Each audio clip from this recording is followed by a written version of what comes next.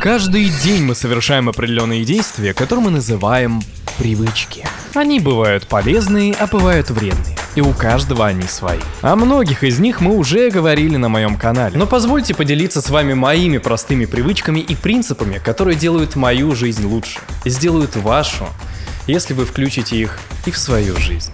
Первое. Оцифруйте свою жизнь. Уже как пару лет я перенес все важные элементы своей рутины в формат таблицы и прочих приложений для учета, отслеживания дел, привычек и так далее. Проблемы с памятью есть у всех, а учитывая, сколько времени мы проводим в интернете и сколько задач стоит перед человеком каждый день, он может забывать неприметные, но очень важные вещи. Например, каждый мой день включает в себя свой список задач. Если мне необходимо что-либо сделать, то я обязательно это запишу. Именно поэтому у меня есть списки задач на определенный день, неделю или месяц. Каждое мое путешествие включает в себя повторяющийся список. Что мне нужно с собой взять, что забронировать и какие документы подготовить. Если я записываю видео, то у меня обязательно есть список кадров, которые нужно реализовать. Если я сдаю анализы, я их записываю в отдельную таблицу и слежу за динамикой важных показателей. Занимаюсь спортом, записываю замеры своего тела и веса. Все это я делаю в Google таблицах и в Notion, в Google календаре, чтобы не забыть дни рождения, и там же веду график. И прочих трекеров. А каждую мысль или идею я обязательно записываю в заметки. Именно эта привычка стала моим цифровым дополнением, а в некоторых моментах даже копией моей памяти. Именно благодаря этому я лучше запоминаю, что мне нужно сделать, в каком состоянии у меня здоровье и что я не должен пропустить. Сомневаюсь, что вы каждый день вспоминаете, какой у вас холестерин в крови, какие витамины вы выпили и кого поздравили с днем рождения. Это может показаться лишним, пока ты молод, но чем старше ты становишься, тем больше у тебя знакомых, коллег, больше обязанностей и задач, и это супер сильно упрощает жизнь. Главное подходить к этому без фанатизма и не заносить свой трекер каждый поход в туалет и по 1000 дел на день записывать. Достаточно вести задачи на неделю и постепенно их выполнять. Второе. Выпишите свой свод правил и принципов. Это трудно назвать привычкой, это больше стиль и отношения к жизни, но все же. Я стал замечать, что после определенных событий в жизни мой подход к ранее знакомым действиям или людям менялся. И менялся он всегда в лучшую для меня сторону. Оттого я и подумал, почему бы все принципы из головы не перенести на бумагу и создать свою собственную конституцию. Конечно, что-то такое выписывать — это скорее излишество, но подумайте, согласно каким правилам и устоям вы хотите жить? Какие из них делают вашу жизнь лучше? Наверняка вы их и так знаете или чувствуете, что они вам нужны, но почему-то по ним не живете. Я начну. В моем списке никогда не врать. В детстве я очень много врал своей маме по мелочам, а друзьям рассказывал небылицы, где меня чуть ли не убили и не сбили, лишь бы получить их внимание и слова поддержки. В свое время это зашло так далеко, что моим первым осознанным правилом по жизни стало не врать и быть честным. И так правда жить проще. Ложь очень хрупкая конструкция. И согласно этому, не допускать лжи по отношению к себе. Не позволять собой пользоваться, не общаться с токсичными людьми, уверенно говорить нет и защищать свои желания, цели и границы. Никогда не курить и не пить и всякое подобное. В общем, все то, что должно быть в вашей жизни непоколебимым правилом и зачем нужно следить. Это и ваши границы делает крепче, и вашу дисциплину. Ведь если у меня в моем своде правил никогда не курить и чрезмерно не выпивать, то почему я должен в принципе пробовать сигарету, курить кальян за компанию или спаиваться по праздникам? Потому что какой-то человек не смог иначе. К этому можно отнести и принцип постоянного улучшения себя и обучения. Для меня стагнация и деградация — это антонимы к полноценной жизни. А потому я всегда стремлюсь что-то изучать, что-то читать. Это и для мозга полезно, и мне интересно. И в жизни перспективно. Как многие себя пробуют в профессиях из мира IT или даже создают свои стартапы, что невозможно без познания в разработке. А чтобы их приобрести, рекомендую пройти курс Full Stack разработчик на Python от Skill Factory. Full Stack отвечает за создание внешней и внутренней частей продукта. Если проще, он может в одиночку сделать сайт, приложение или бота. Потому и ценится на рынке труда, а средняя зарплата в профессии 200 тысяч рублей. На курсе вы научитесь писать код на Python, самом популярном языке программирования. Он простой в изучении и применяется почти везде, от игр до нейросетей. И, конечно, будет много практики. Вы сделаете сделаете 10 своих проектов, от простых игр до полноценных сервисов. Пройдете стажировку и хакатон, где научитесь решать настоящие задачи бизнеса. Все это поможет еще во время учебы собрать портфолио и получить опыт в резюме, с которым вас без проблем возьмут на работу. Курс идеально подойдет для людей, кто только думает начать. Здесь вас научат всему с нуля. Поэтому регистрируйся на курс по ссылке в описании или сканируй QR-код на экране и начинай учиться. А по промокоду Альберт ты получишь скидку 45%. Третье. Я перестал врать. Этот принцип хочу возвести в отдельный пункт и поговорить о нем подробнее. Как я и говорил, в детстве я преувеличивал все, потому что хотел чуть больше внимания из-за недостатка родительского, что и провоцировало мою ложь. Кстати, очень скоро поговорим и об этом. Включите уведомления и также подпишитесь на Telegram, чтобы не пропустить. Возведение этого принципа научило меня не скрывать неудобную правду, в том числе и от самого себя. Не игнорировать источник проблемы, а менять мое отношение к себе и восполнять свой ресурс самостоятельно. Взять за себя свои действия, слова и их последствия ответственность, не вовлекая в свою проблему других. Так много людей вокруг боятся ранить чужие чувства, а потому не считаются со своими. Пытаясь оттянуть неизбежный разговор, стесняясь прямо отказать или годами скрывая неудобную правду, вы лишаете себя энергии и сил. И кому от этого бессмысленного самопожертвования в итоге будет легче? Искренность сделает жизнь проще. Ты не думаешь об отмазках, не создаешь вечные алиби для других людей, не боишься где-то проговориться. Ты живешь для себя, и ты живешь свободно. А потому очень советую, станьте абсолютно честными и искренними, в первую очередь по отношению к себе. Четвертое. Я совершаю вредные привычки. Все, видео было бессмысленным, выключайте и отписывайтесь.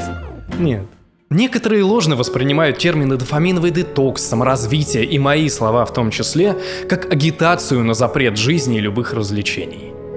Но это неверно. Нет смысла отказываться навсегда от соцсетей, всю жизнь не есть фастфуд и не есть сахар. Если что-то в моей жизни не нарушает мои принципы и не портит ее, то это используется как дополнение. То есть я не курю и не пью, но у меня бывают дни, когда я могу съесть бургер, купить газировку, почти весь день весело играть с друзьями в игры, и это все мою жизнь сделает только лучше. Но только при условии, если это дополнение, а не постоянный стиль жизни. Когда это происходит осознанно и раз в пару недель, а не превращается в ежедневную вредную зависимость.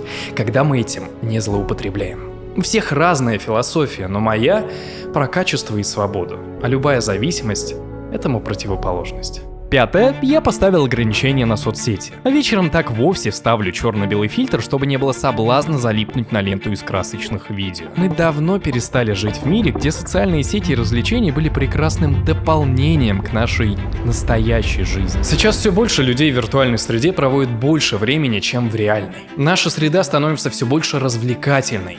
И я считаю это огромной проблемой, которая аукнется нам через десятилетия и для следующего поколения. Среднее экранное время у людей растет, и кто бы как это ни отрицал, но людям стало сложнее концентрироваться. Сложнее смотреть долгие видео, фильмы без динамики, что уж говорить о книгах. А время в тишине без телефона и коротких видео вызывает стресс. Несложно догадаться, что зависимость это не полезная. Поэтому моей задачей такими ограничениями является не ограничить меня в удовольствиях, а вспомнить, как я получал удовольствие раньше. Ведь то удовольствие, что мы получаем от соцсетей, искусственное по большей части. И это же касается и уведомлений. Вечером и особенно перед сном все уведомления у меня выключены. И, вероятно, сообщения даже от друзей я увижу только утром. Но при этом все знают, что если что-то срочное, мне можно позвонить.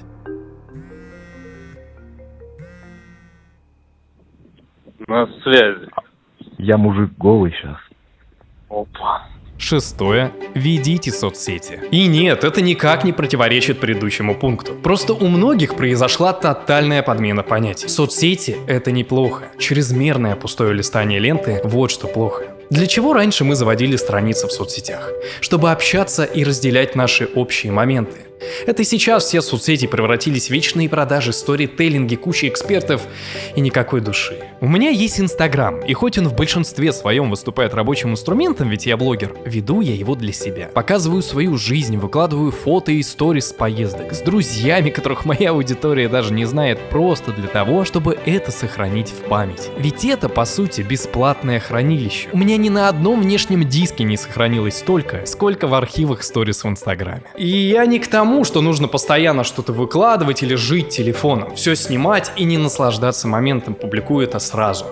Это как раз-таки крайность. В течение дня я в соцсети стараюсь не заходить. А если что-то и снимаю, то делаю это фоном, словно документирую свою жизнь.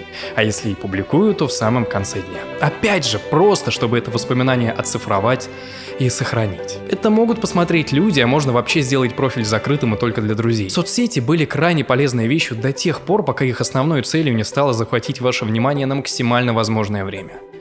Так давайте их использовать во благо нам и нашим воспоминаниям. 7. Риск и выход из зоны комфорта. Каждый из нас чего-то боится и к чему-то стремится. Осознает, что любой рост связан с риском и трудностями, и боится пройти через них. Именно в этом и истина. За все нужно платить. Любой рост связан со страхом, страданиями и сложностями. Вам будет трудно переехать в другой город, вам будет трудно завести новые знакомства, но в будущем, оглядываясь на прошлое, вы поймете, что все это окупилось и сделало вас новым и сильным человеком. В этой жизни, если вы не готовы идти на риск и переступать страх, вы не готовы к жизни. А ведь риск и страх у людей разные. Для кого-то это начать изучать новое ремесло, открыть свой бизнес, отправиться в долгожданное путешествие, да даже просто пойти гулять в одиночку или познакомиться с девушкой. Ну это уже что-то за гранью фантастики. Но и другая истина в том, что как только вы начинаете делать что-то, это перестает быть сложным. Нам так часто говорят о том, что все в этой жизни сложно, все не так просто, не так однозначно. Но делая свои первые шаги, изучая свои первые ошибки, вы понимаете, что вы жили навязанной иллюзией, что все сложно и нереализуемо. Эта иллюзия очень быстро разрушается под натиском действий. А потому рекомендую вам больше пробовать новые и чаще оказываться в неловких ситуациях, побольше совершать ошибок, страдать и испытывать все открывающиеся возможности. Ведь именно так и формируется сильная личность, вопреки утопичным ожиданиям. 8. Я научился любить. Пару лет назад я считал, что любовь обязана быть только между двумя партнерами, а потому очень редко говорил близким, что их люблю. Что уж говорить о друзьях. Но любовь — это нечто больше. Это именно то чувство, что наполняет нашу жизнь краской. Когда вы в последний раз говорили своей маме, что вы ее любите? Когда вы это говорили своему лучшему другу, который прошел с вами через все проблемы и кризисы? Конечно, это не значит, что выражать свою любовь стоит всем подряд, ведь все социальные связи должны пройти проверку времени. Но я к тому, что не загоняйте самого себя в какие-то рамки. Позволяйте себе чувствовать и любить. И самое главное, не забывайте проявлять любовь словами и действиями по отношению к самому себе. Ведь вы – самая важная ваша опора. Именно с нее начинается все остальное. Не держите в себе обиду и злость на других людей. Будьте бескорыстно добры и снисходительны к окружающим. Ведь наполняя себя именно такой энергией, жизнь будет ощущаться в 100 раз приятнее. 9. Я веду график. Ведение учета времени и повторяющихся задач стало эффективным инструментом в планировании моего дня и досуга. Но в моем случае график зачастую условный. Он может включать в себя несколько задач по времени, может быть пустым на выходной, а может быть расписан на целый день, если задач очень много. Что некоторые ложно и принимают за правильный ежедневный график. Я не люблю, когда график расписан поминутно и без перерывов. Я предпочитаю делать его более гибким. Да и в целом все остальное становится бессмысленным, если нарушено самое главное – график сна. Без энергии ты ничего не сделаешь. Поэтому именно его я стараюсь придерживаться очень строго, засыпая и просыпаясь в одно время. Конечно, бывают дни, когда больше работы, другие планы или встречи, и ложусь я позже. В такие моменты стабильность режима и качество сна нарушается, но его можно и нужно без проблем восстановить. Например, для быстрого засыпания я начал использовать классную медитацию. Называется она йога-ниндра. Отлично расслабляет перед сном. Этот день подошел к концу. Пора замедлиться. Это и многие другие медитации я слушаю через телеграм-бота Sleepy. Я уже много раз рассказывал, как он помог мне наладить сон, и искренне порекомендую его вновь. Но в отличие от многих приложений, Sleepy не только про медитации. Это полноценная 30-дневная программа по улучшению сна, пройдя которую вы внедрите 15 самых эффективных методик, повышающих его качество. Sleepy я полностью доверяю, ведь программа разработана на основе 400 научных исследований и проверена врачом-сомнологом, которому бесплатно можно задать вопрос. Каждый день Sleepy будет присылать полезную статью и поможет комплексно и плавно разобраться в теме сна. И все это в удобном и знакомом мессенджере. Пользуясь Sleepy, улучшений я заметил уже в первую неделю, как и 93% пользователей, а их уже больше 60 тысяч. Sleepy будет полезен не только тем, у кого проблемы со сном, но и тем, кто просто хочет повысить его качество и стать более продуктивным. В этом он точно поможет. Поэтому переходите по ссылке в описании или QR-коду и проходите программу вместе со мной. А для первых 200 человек активируется скидка аж в 65%. 55%. Так что советую прямо сейчас активировать Sleepy, чтобы скидка закрепилась с вами, и вернуться к видео. И потому рекомендую в календаре своего телефона внести повторяющиеся регулярные события, чтобы легче планировать свой день или просто не забывать о важном. Записывайте все предстоящие события и устанавливайте им лимиты по времени, если такие требуются. Либо хотя бы устанавливать напоминания. А также строго следите за сном. Именно проблемы с ним у большинства и развивают апатию и состояние депрессии. 10. Я решаю проблемы. Кому-то это может показаться банальным, но скажите, в каких вы взаимоотношениях с родителями? Состоите ли вы в отношениях и как у вас решаются конфликты? Огромная проблема людей в том, что мы хоть и разговариваем на одном языке, но мы совершенно не умеем общаться. Сколько нерешенных проблем и конфликтов царит у людей, сколько потаенных обид скрыто. Я для себя возвел принцип: ни одна проблема не должна оставаться нерешенной. Если в отношениях, в разговоре с другом или близким у нас появляется конфликт, мы дожидаемся, когда эмоции утихнут, и решаем конфликт диалогом в тот же день. Если эти проблемы не решать, они разрушат все самое ценное и крепкое. Ребенок начнет избегать общения с мамой, ибо не обсудил с ней свою обиду. Партнеры начнут отдаляться, потому что не обсудили общее недовольство и не пришли к компромиссу. Человеку нужно учиться не избегать, а слышать, понимать и уметь говорить. И по такой же логике я не общаюсь с неприятными мне людьми или родственниками, либо минимизирую с ними коммуникацию, если, например, человек не способен вести диалог и не уважает мои личные границы. Я не стал плохим от того, что не общаюсь с каким-то токсичным дальним родственником. Зато моя психика остается целой. Никогда не оставляйте конфликты без решения. И не подпускайте к себе людей, что решать конфликты не готовы, и лишь тратят вашу энергию и портят жизнь. 11. Я вижу в жизни хорошее. Наш мозг, а точнее наше сознание, всегда ищет подтверждение тому, что вы говорите или выдумываете. Если вы думаете, какой мир ужасный, какой вы никчемный, акцентируете свое внимание только на чем-то плохом, вы будете видеть только это. Вы даже перестанете замечать, как ваши действия неосознанно ведут вас к этому. Вроде хочется изменений, но думаете о себе только в плохом ключе. И потом не понимаете, как справиться с прокрастинацией. Почему я постоянно ленюсь? А проблемы взаимосвязаны. И в целом вся ваша жизнь превратится в подкрепление искомого. Да, в мире много нестабильности и зла, но говно увидит каждый. А ты попробуй найти что-то хорошее и удивишься, как его на самом деле много. Просто ты его игнорировал. Мы всегда притягиваем похожее. Это относится к людям, это относится к проблемам. Сконцентрируйся на плохом, все вокруг будет плохо и люди кругом все плохие. Сконцентрируйся на хорошем, и жизнь окажется яркой. Приучи себя этому и перестань тратить свою энергию на бегство или оскорбление своей единственной жизни, которую тебе дано прожить.